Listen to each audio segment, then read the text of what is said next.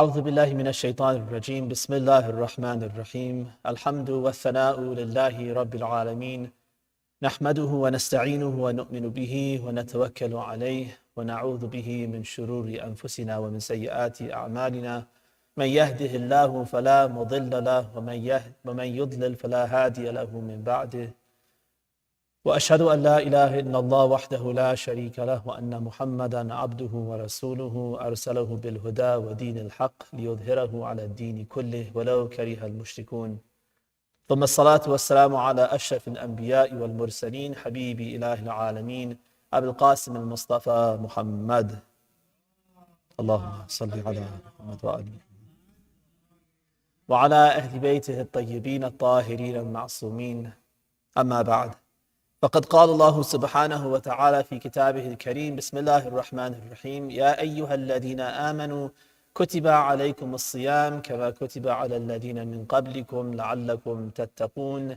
أياما معدودات فمن كان مريضا أو على سفر فعدة من أيام أخر صدق الله العلي العظيم.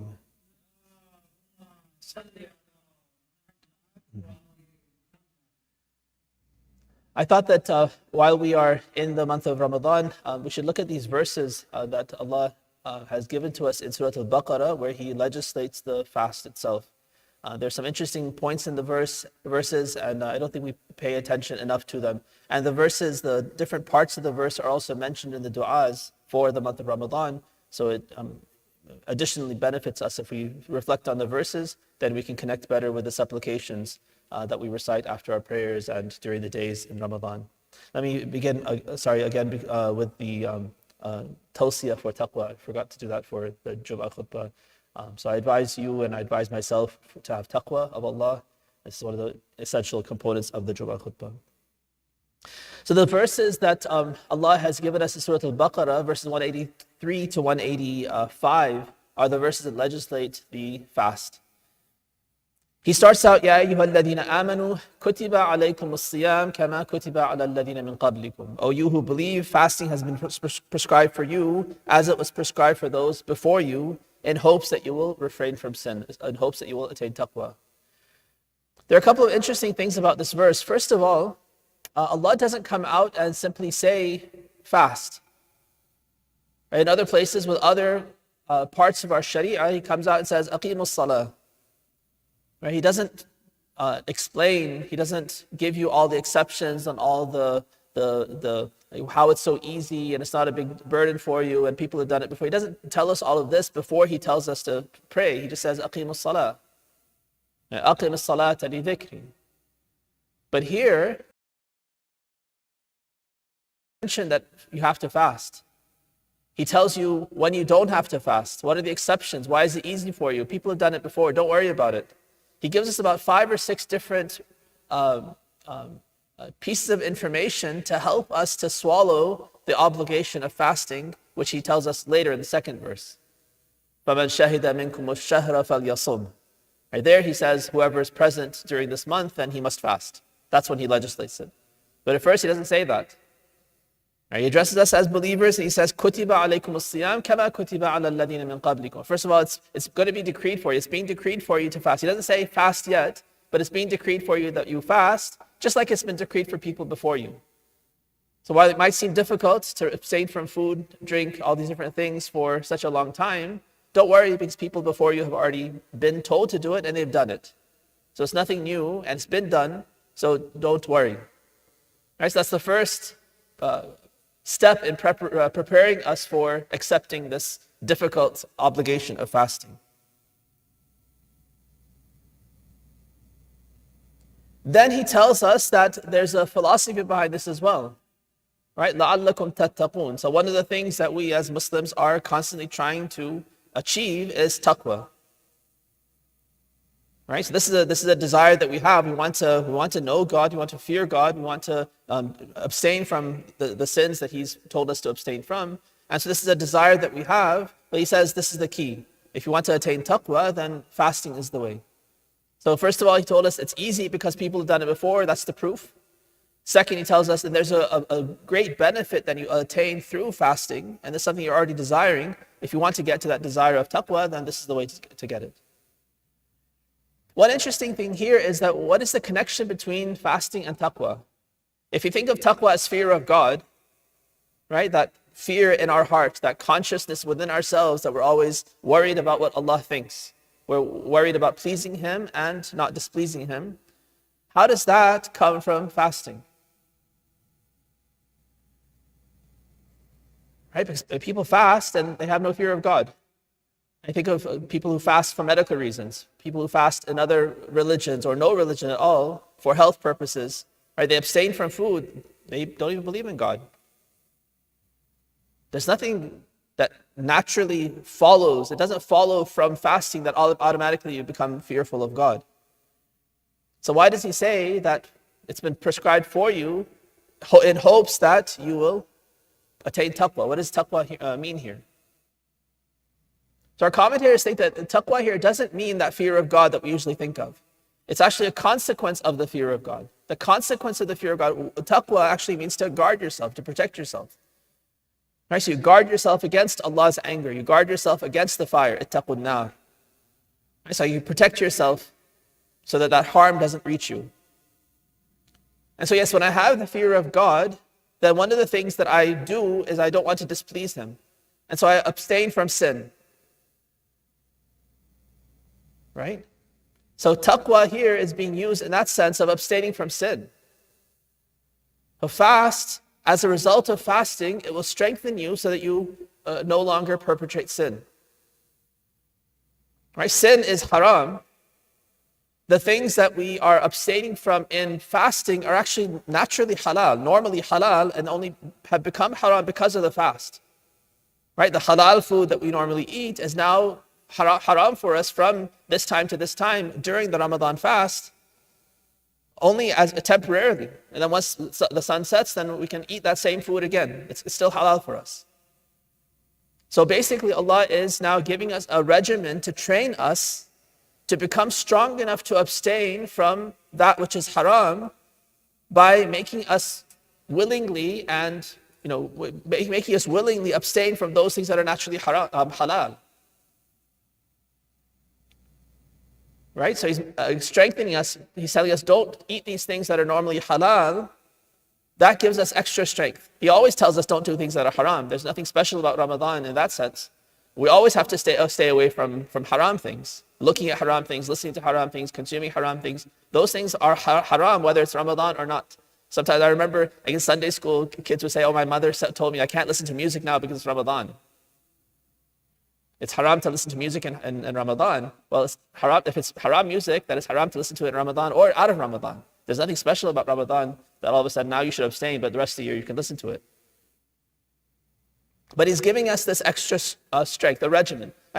With races, for instance, if you're practicing for a 5-mile race, then you're told to train for 3 times that. At 15 miles, that's the distance that you should be training at. And when you can master 15 miles, then your 5-mile will be optimal. So here as well, Allah's giving us kind of those extra 10 miles by saying, stay away not only from haram things, which are always haram, but to gain extra strength, to have the taqwa to abstain from sin throughout the year. I'm going to tell you to stay away from some things that are naturally halal for you. For a limited time, in a limited way, so that now you have this extra added strength within yourself, moral strength. You've willingly done these difficult tasks and refrained, and so now you have the strength to abstain throughout the year. Right, so this is the taqwa. It's not the fear of God by itself, but rather the abstaining from sin. And this reflects or it mirrors the advice that Rasulullah gave to Imam Ali alayhi salam in the Khutba Sha'baniyah.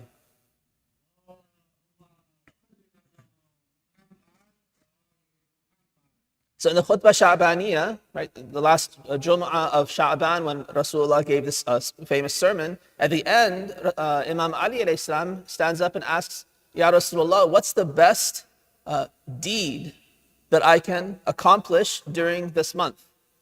You've told us all how great it is, how important it is. What should I focus on? What should be my primary goal? He says the best deed is al-wara'u an maharimillah, to abstain from doing haram. Right? That wara', holding back, staying away from sin, that's what's meant here by taqwa. Right? So fasting has been prescribed for you as it was prescribed for others. He gave us why it's easy, because other people have done it before. Then he says, because you want to attain taqwa, meaning you want to gain the strength to abstain from sin, well, fasting is your key to doing that. Right, so these are 2 points then that he mentions in the verse before even legislating the fast itself. He continues in the next verse, أَيَّامًا مَعْدُودَاتٍ. Right, this fasting has been prescribed for you for a set number of days. That's also another point. He's also couching the command. Again, he hasn't told us to fast yet, but he said it's only for a few days. I'm not telling you to fast for your life, year round. It's just for a few days. Then he gives us all the excuses that you can have not to fast.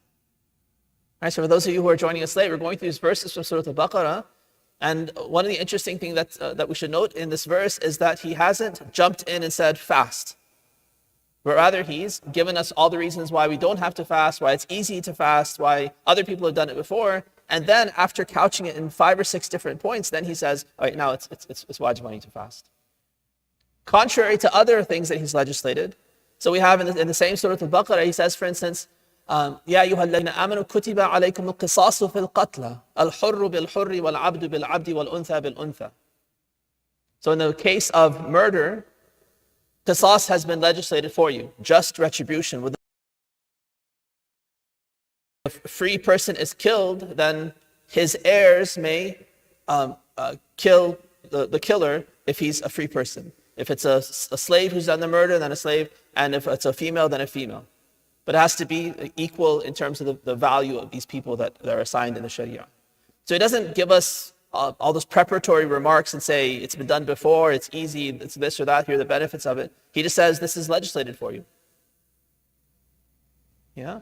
Or in terms of inheritance, كُتِبَ عَلَيْكُمْ إِذَا حَضَرَ أَحَدَكُمُ الْمَوْتِ إِن تَرَكَ خَيْرًا الْوَصِيَّةُ لِلْوَالِدَيْنِ وَالْأَقْرَبِينَ وَالْيَتَامَى. Yeah, so when you die, when death approaches you, if one of you leaves behind some legacy, then it's been prescribed for you to do wasiyah. Right? To designate shares for your family and your parents and for all these different categories of people. We don't need any motivation. We don't need any preparation for that. We already want to. We're already thinking about legacy. Even if you're not a godly person, right? You think about legacy. If you have wealth, then you want to figure out what are you going to do with it once you die.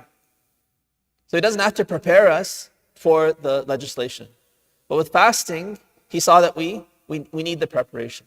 And so he's given us all of these different ways to prepare ourselves before he finally says, فَلْيَصُمْ, then you must fast in this month. All right, so after those first 3 points, now he says, فَمَنْ كَانَ مِنْكُمْ مَرِيضًا أَوْ عَلَى سَفَرٍ فَعِدَّةٌ مِّنْ أَيَّامٍ أُخْرَى. So I've designated a certain number of days, the 30 days or 29 days of the month of Ramadan. Those are the few days out of the month that you have to fast. But if anyone amongst you is sick or on a journey, then he must fast some other days out of the year. Right? So it's as though the days are designated. It's 30 days you have to fast, 29 days you have to fast. That's without a question. But in this case, if you're too sick during the days of Ramadan to be able to fast, then he says you still have to do 30 days or 29 days, but it can be from other days outside of the month of Ramadan as a makeup, as a qada. Right? The verse doesn't mention what level of sickness. It just says if you're sick, but we know that it's not actually any sickness. If I have a cold, if I have something very minor, for instance, that allows me to still carry on with the fast, then I have that doesn't constitute an excuse to abstain from the fast during the month of Ramadan and make it up later. It's got to be something serious enough that fasting is now very difficult for me, or it's going to worsen my condition. It's going to cause sickness that wasn't already there. That kind of a thing. Then I have an excuse and I don't have to fast during the month of Ramadan, but I wait until I'm better. Or ala safar, somebody who is traveling. It doesn't say traveler. And one of the points that the commentators mention is it doesn't say man kana minkum maridan aw musafiran. Whoever's sick or traveling, or sick or a traveler. Because a traveler could currently be at home. And somebody who's constantly traveling, Right? He just got home from a journey. He's going to go for a journey. He's an airline pilot. He's a driver, whatever it might be, that's constantly traveling. Kathir safar. But he might be home during the month of Ramadan. Is he also excused from fasting? No, you have to actually be engaged in the travel during the month of Ramadan. That constitutes an excuse.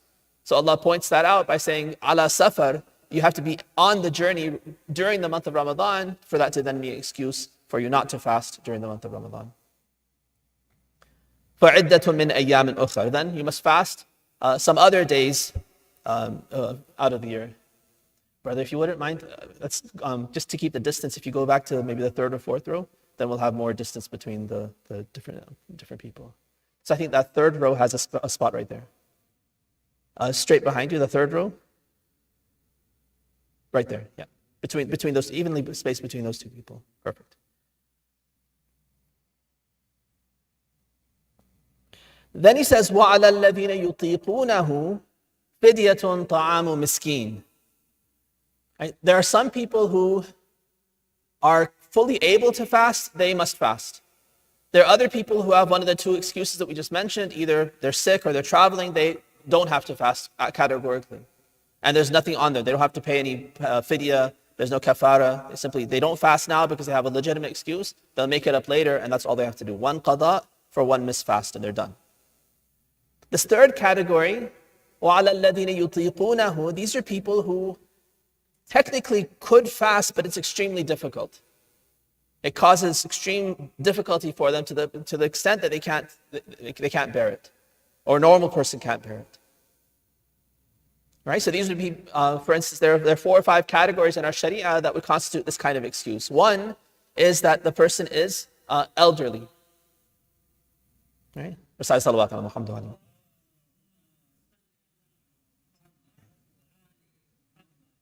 So the elderly, again, not anyone there's not a given age or a cut-off age after which you don't have to fast. But if due to old age and all the different things that come, the weakness and the health issues and different things that come with old age, now you're no longer able to fast, then you would fall into this category. Right? Somebody who technically could push it, but then they'd have dire consequences for themselves. Or it'd be so painful that they couldn't endure it. Right? So if old age is what's preventing from fasting, then you're in this category of فَمَنْ الَّذِينَ يُطِيقُونَهُ. Or somebody who has like a medical condition where they are constantly thirsty, a polydipsic person. Right? So medically, they can't go without having water regular intervals during the day. So that person is also excused from this verse and this phrase in the verse. But they're not off the hook fully. Unlike the previous category, the people who are sick or traveling, they're fully off the hook for the Ramadan, and all they have to do is make up one qada for the one fast that they've missed. These people, they are off the hook for the fast, but they must give a fidya. فَفِدْيَةٌ طَعَامُ مِسْكِينٍ. They have to give a fidya, and a fidya, we say جُعِلْتُ فِدَاك, right? Or ruhi laka fidak. So fida or fidya means to ransom something. So they have to kind of ransom themselves. They have to pay an atonement, a penance for the fast that they're not able to keep. They're not committing a sin. They're being given this as a leniency from Allah. They don't have to make it up either, especially those who are not fasting because of old age, because their old age is not going to come to an end, aside from death. So there's no makeup either. But what they do have to do, almost as a token of thanks to Allah for lifting the burden of fasting from them, is to pay this fidya. And the verse just says that you have to pay a fidya of giving food to a poor person. So it doesn't tell us exactly the details. But through the guidance of the Ahlul Bayt, then we know that fidya is supposed to be 1 mud, 750 grams of food given to a poor person, right, per day. So I mentioned 2 categories. Let me add the other 2 categories because they're also relevant to us sometimes. For women, if a woman is pregnant, that doesn't automatically allow her to not fast. The pregnancy has to, either she herself or the child has to be at risk for health issues because of the fast before she can say, I can't fast. So sometimes sisters will make that mistake and they'll say, oh, I'm pregnant, so then I can't fast automatically. It's not an automatic thing that because you're pregnant, you may not fast. You may not fast only if the fasting is harmful for you or for the baby. And that's not always the case. It's not usually the case. It's exceptional that the fast is going to be harmful. And the same for a lactating mother, right? Again, if the lactation is going to suffer and there's no other alternative, right? If you have an alternative, you can bottle feed or someone else can nurse, then this doesn't constitute an excuse for a lactating mother either. Right? So we can't just say that, oh, because breastfeeding is better, I'm not going to resort to bottle feeding, therefore I have to breastfeed, I'm not going to break my fast. That logic doesn't work. If there's any way that you can feed the baby and also preserve your fast, then you must do that.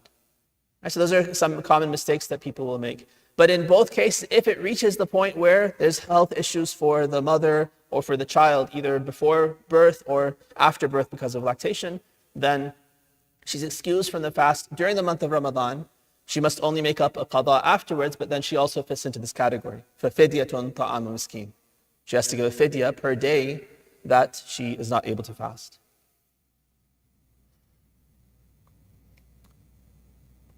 All right. فَمَنْ تَطَوَّعَ خَيْرًا فَهُوَ خَيْرٌ لَهُ. All right. So Allah He hasn't yet told us that we have to fast. That's going to come in the next verse. He simply said that it's prescribed for you. People have done it before, so don't worry. There's benefit. You're going to be able to have the strength to abstain from sin if you fast, so why not do it?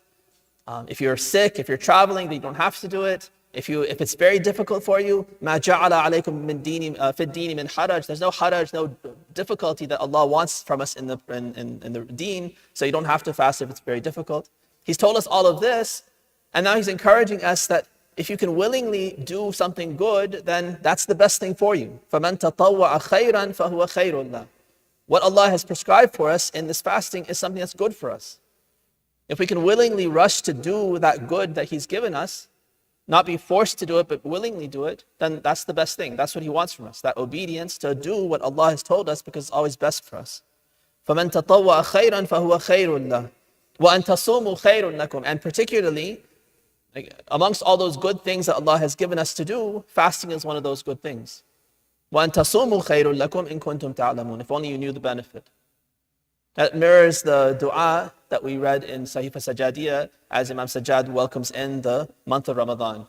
He starts in this broad way that Allah has given us all these different paths to get closer to Him. And amongst those paths that He's given us is this month of Ramadan and the fasting that's given within that. So this verse also is tied to that dua.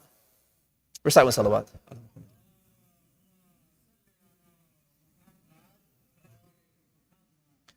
And finally, in the third verse, verse number 185, Allah speaks about the month of Ramadan and tells us finally that fasting is wajib. شهر رمضان الذي أنزل فيه القرآن هدى للناس وبينات من الهدى والفرقان.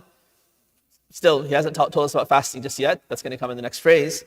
He says, this month of Ramadan, this is the few days that I've designated as those ayyam ma'dudat, those few days that are designated, they are the month of Ramadan. Why is this month special besides the fact that you're now being told to fast in it? Because previously this Quran was revealed during this month. الَّذِي أُنزِلَ فِيهِ الْقُرْآنِ. Now that creates a little bit of a conundrum for us because this verse is just being revealed, imagine. Rasulullah is just telling them that this verse is being revealed, and the verse itself is telling them that during this month of Ramadan, this Quran was revealed. That means the Quran was revealed in the past, right? The whole Quran was revealed, but now this verse is saying it's just being revealed and saying that this is the month in which the Quran was revealed. Well, wasn't this verse also revealed before? Why is it being revealed now? So one of the ways that our commentators have solved this is to understand that the revelation of the Quran didn't happen in one go. Right? So in this Shahr Ramadan alladhi unzala fihi al-Quran, when the Quran was revealed all in Ramadan or all on Laylatul Qadr, right? That was perhaps the Quran in some other form, meaning like the spirit of the Quran, all the teachings of the Quran, all the light of the Quran was revealed to Rasulullah. Now, was it at that point in the form of words that we now know? Maybe not. It seems like maybe the individual words and the individual verses, they came later on piecemeal. Yeah, so there's an inzal of the Quran, a one-time revelation of the Quran from the Lawh al-Mahfuz to the Baitul Ma'mur, and from there to the heart of the Prophet in that one moment, in that one night, in Laylatul Qadr of Ramadan of that year, in his 40th year. And so the entire Quran was given to him, but then Gabriel would come piece by piece, according to occasion, according to the need. He would say, now I'm revealing this particular verse to you. Right? So there's two kinds of revelation that took place. And so yes, the Quran was revealed in completion during Ramadan, but then this verse is also being given as an individual verse to Rasulullah when the fasting is going to be legislated in the second or the third year after the Hijrah. The Quran has been revealed hudan linnas wa bayyinatin min al-huda wal furqan. This phrase has always given me a lot of trouble, and even our commentators have kind of struggled to try to figure out, what does this mean? Why are these particular words being used? The Quran is a guide for people and proof for that guidance, and a distinguisher between truth and falsehood. Why guidance and proof of that guidance?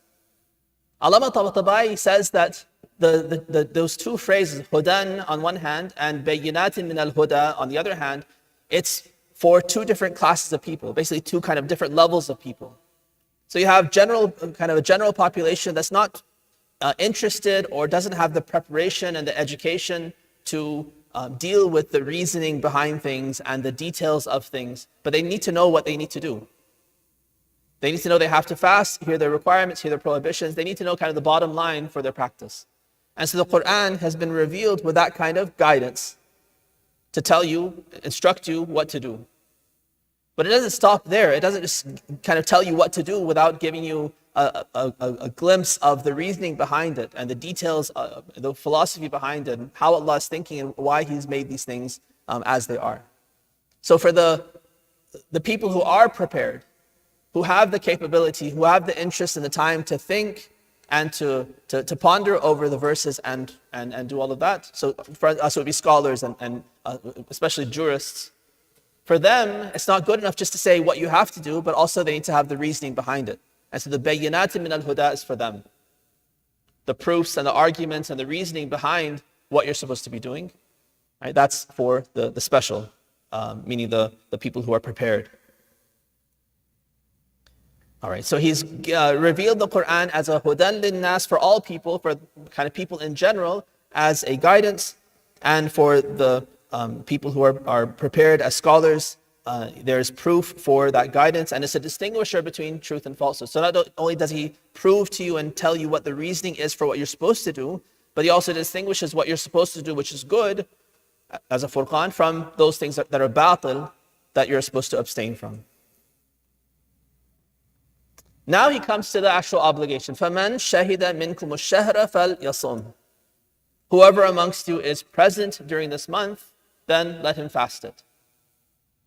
One mistake people often make with this verse is they think shahida, they know shahada and shahid is someone who sees something and looks. And so they think what this means, when shahida minkum ash-shahr is the one who sees the moon during this month, then he must fast. But shahida, shuhud in Arabic actually means to be present. A shahid who's a witness who sees something, he's actually called a shahid because he's a present, he's an eyewitness. He's present in that location to be able to firsthand see or hear what's going on, and then bear testimony, bear witness, and then give that testimony. Right? So shahida minkum ash-shahr means that whoever is present during this month. Right? Now the verse seems to say whoever's present during the month, it seems like an all or nothing thing. If you're present during the month of Ramadan, then you have to fast. Say I'm not present for 20 days out of the month or 10 days out of the month. Do I have to fast? The verse seems to be ambiguous on that point. And some Sunni fuqaha have given the ruling that it's an all or nothing thing.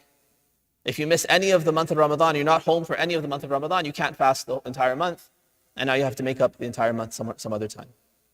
That's not the understanding that Ahlul Bayt have given us. It's not an all or nothing thing. Whatever days you are sick or traveling or whatever excuse you might have, only for those days do you not fast. The rest of the month, as long as you are home right? Home in the kind of a direct sense of that, or any place that you consider home, any place that you're going to be for 10 days, for instance. Right? So any of those categories of a watan or something like a watan, then you must fast during this month. That's the obligation finally. After 7 or 8 points of consolation and preparation and saying, don't worry, it's easy, there's great benefit, then he finally says, now I'm going to tell you that you have to fast during the month of Ramadan. As soon as he says it's wajib to fast, he immediately says, but if you're sick or fasting, he repeats that you don't have to fast. وَمَنْ كَانَ مَرِيضًا أَوْ عَلَى سَفَرٍ فَعِدَّةٌ مِنْ أَيَّامٍ أُخْرَى. He just said it in the previous verse, before he told us we have to fast. As soon as he tells us we have to fast, again he says, but you don't have to fast if you're traveling or if you're sick.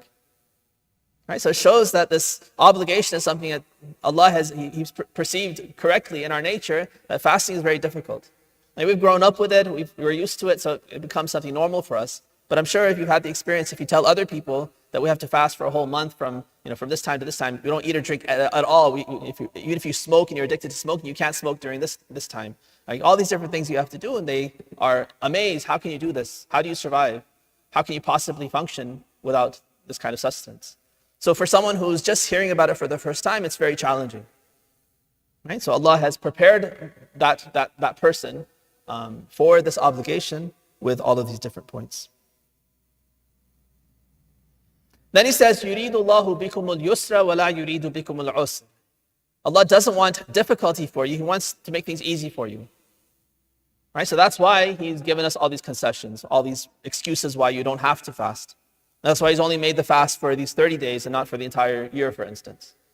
Right? Or made it so that we don't have to fast constantly for the entire month and only, for instance, have some water at night and keep on fasting for the entire month. He could have had other kinds of formulas for how He made us fast, but He's chosen this particular formulation because He wants us not only to attain all the goodness that's there in the fast, but also to be able to do it in a way that's as easy as possible.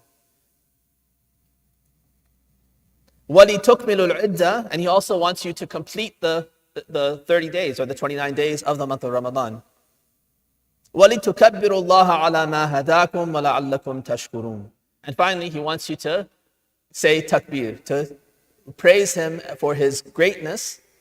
This is, we're told from the Ahlul Bayt that this is an indication of what happens at the end of Ramadan when we finally have Eid al-Fitr and we do takbir.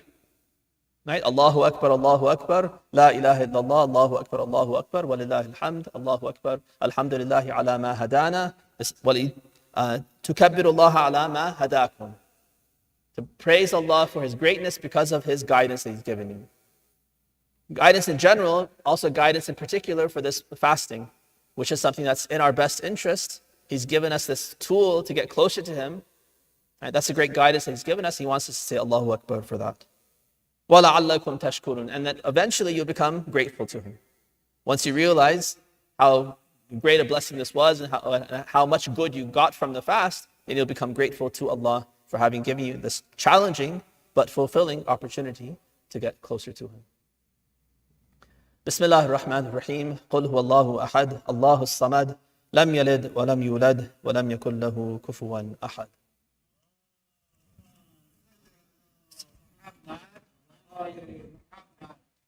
اللهم صل على محمد اللهم صل على محمد وآل محمد. بسم الله الرحمن الرحيم. الحمد والثناء لله رب العالمين والصلاة والسلام على أشرف الأنبياء والمرسلين محمد وعلى أهل بيته الطيبين الطاهرين.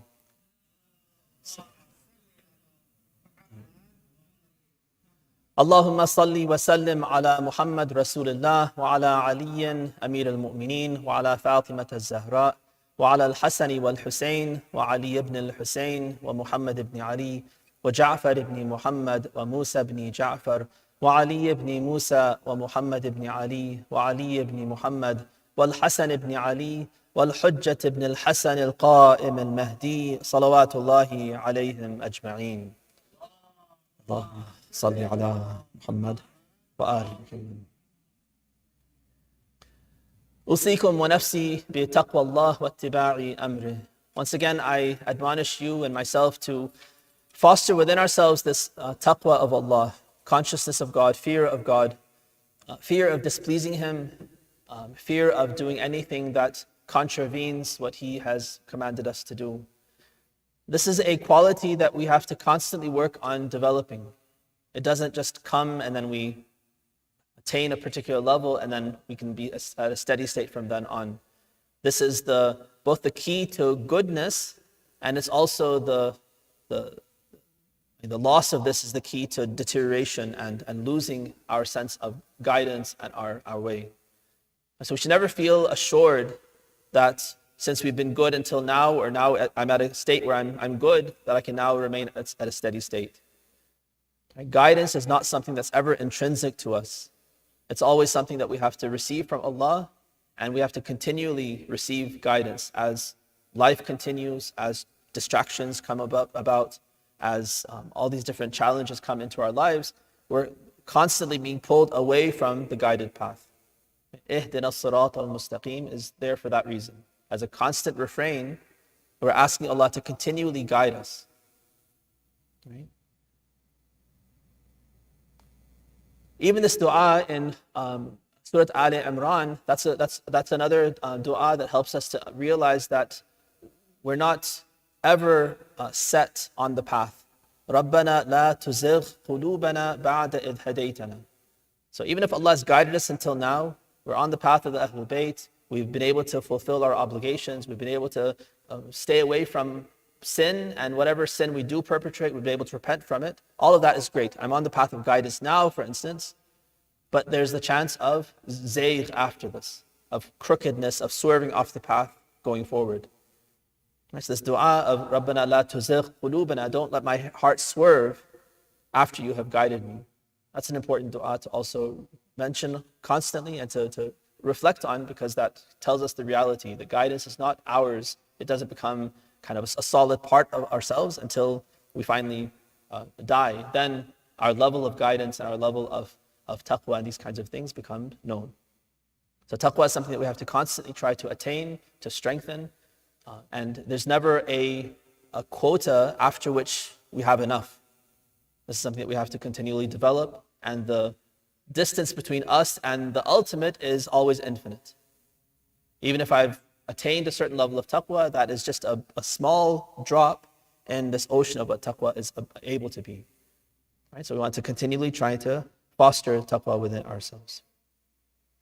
Allah, we ask you to shower your mercy and blessings on Muhammad and the family of Muhammad. We ask you, Allah, to forgive all believers, living and dead, those who are present with us, those who have died in other places in the world. Have mercy on us, forgive us for our sins. Help us, Allah, to fulfill the fast during this month of Ramadan. Help us to refrain from sin and have taqwa from refraining from sin during this month. Allow us to engage in a better way with the Quran, to accomplish some regular reading, to complete the Quran if we can during the month, and more important than all of that, to reflect on some of the verses of the Quran so that we can become illuminated with the light of the Quran. Bismillah ar-Rahman ar-Rahim. Inna a'tainaka al-kawthar fasalli li rabbika wanhar inna shani'aka huwa al-abtar.